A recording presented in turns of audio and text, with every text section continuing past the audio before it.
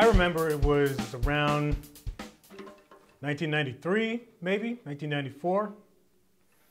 I was watching Saturday Night Live and I saw this band on there. Never heard of them before.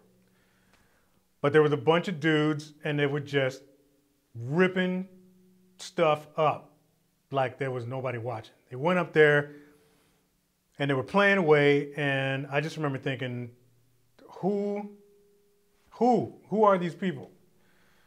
So I was digging it right from the beginning, but I distinctly remember not being able to take my eyes off the drummer. That was the first time I've ever seen Dave Matthews Band. It was you might still be able to find that clip on YouTube. It's like a super skinny Dave Matthews. These guys just look like they just, you know, just walked out of a garage practice session and they just went up there and destroyed the place.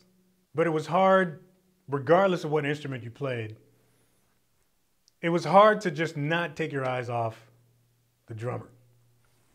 Big, huge dude, football jersey, giant black Yamaha recording custom kit, cymbals everywhere. And he was just back there just killing it. That's the first time I ever saw Carter Beauford play.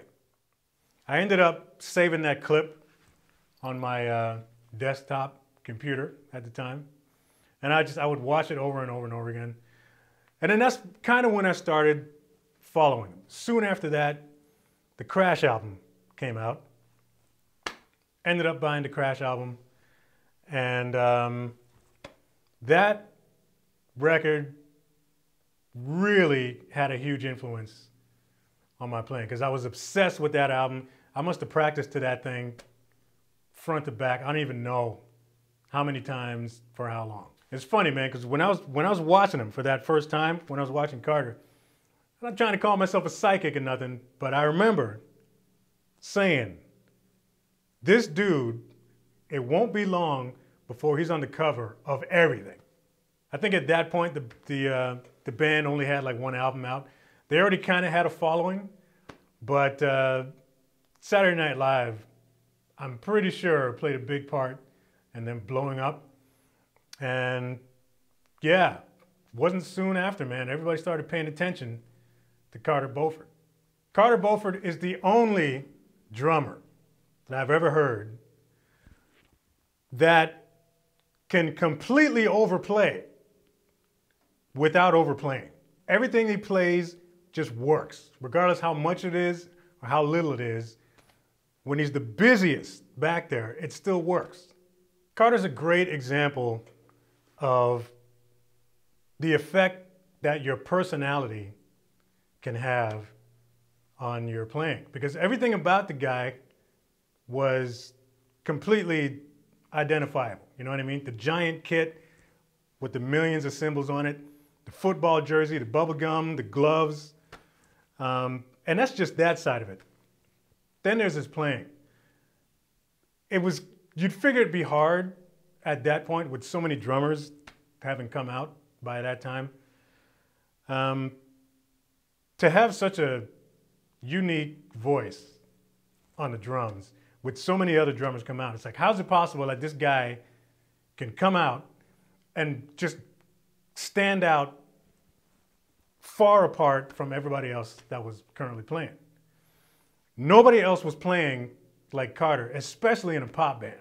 So thus began my obsession with Carter Beauford. And I just, you know, like I said, I got that Crash album and I would practice it over and over and over again. I was learning so much stuff from just the things that he was doing on the kit. And a couple of those things stuck with me ever since then. Like I sort of stole a couple of, not so much licks, but more or less like stylistic types of things that he was doing. Particularly the way he plays the hi-hats and the whole broken 16th thing that he sort of made famous for himself.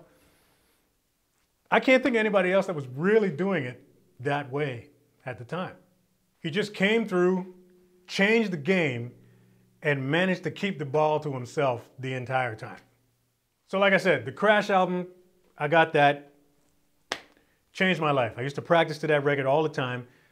I really liked the whole album, but there were 3 songs in particular that really stood out for me, and these are the ones that I used to play the most, you know, on the drums.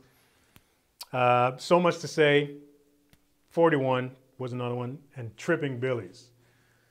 Tripping Billies, for sure, is one that I used to wear out because there was so much stuff happening in that song that I just wanted to learn how to do. So, yeah, the whole open-handed thing, the way he plays, because he's a left-handed drummer that plays on a right-handed kit. His ride is over here.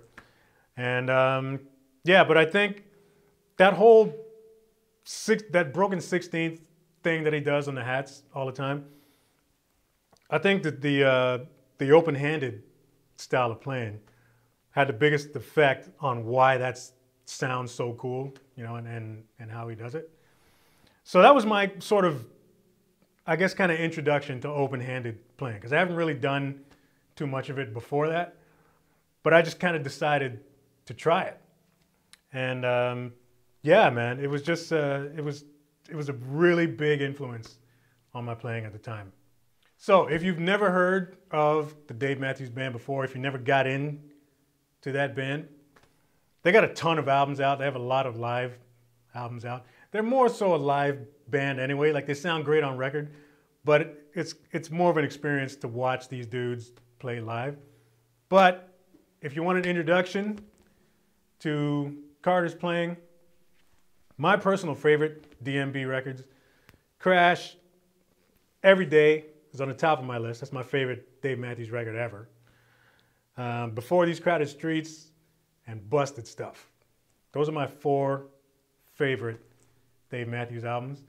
If you really want to kick up your practicing a couple of notches, just start getting into some of that music, man, because seriously, like, it's the drumming that you're going to hear on that, it's far different from what you've heard a lot of other guys do.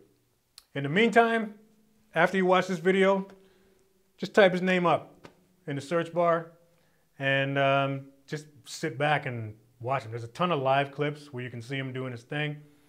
There's a cool Vic Firth interview that he's doing. But yeah, man, check him out. Dave Matthews Band, Carter Beauford. You're gonna love it.